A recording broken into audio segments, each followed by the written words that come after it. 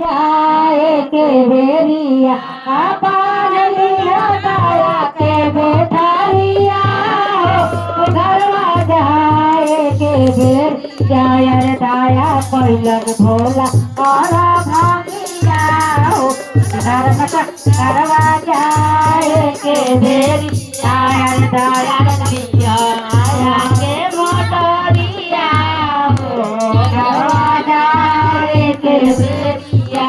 बान लिया दया के बेठरिया घरवा जाए के बेरिया दया कैलन भोला और भागिया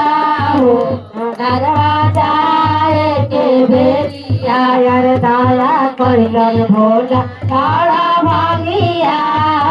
घरवा जाए के बेरिया यार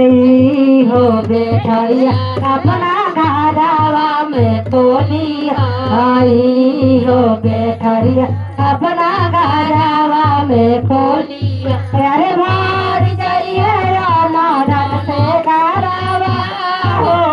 घरवा जाए के बेरी अरे दया कैलन भोला और भागिया हो घरवा जाए के बेरिया अरे दया कैलन भोला और भागिया हो घरवा जाए के बेरिया हो बेठरिया अपना पति ऊपरा खोलिया हो बेठरिया अपना पति ऊपरा खोलिया जनम जनम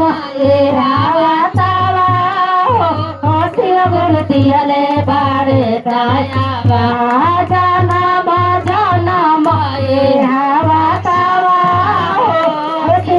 दियले बारे दयावा अरे दया कैलन भोला और भागिया हो शिव गुरु दियले बारे दयावा अरे दया कैलन भोला और भागिया हो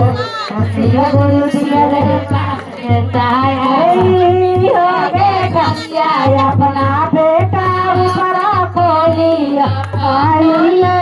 पर खोलिया अरे बोल जाइए पुलिस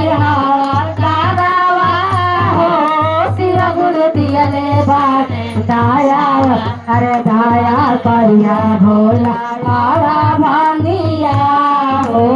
शिव गुरु दियले बारे दया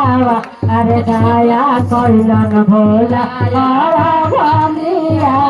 हो शिव गुरु दियले बारे दया अरे बेठरिया सब पर खोलिया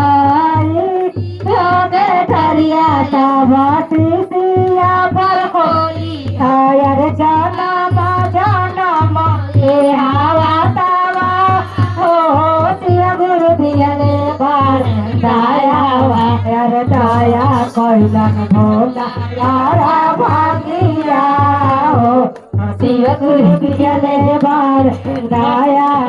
अरे दया कैलन भोला यारा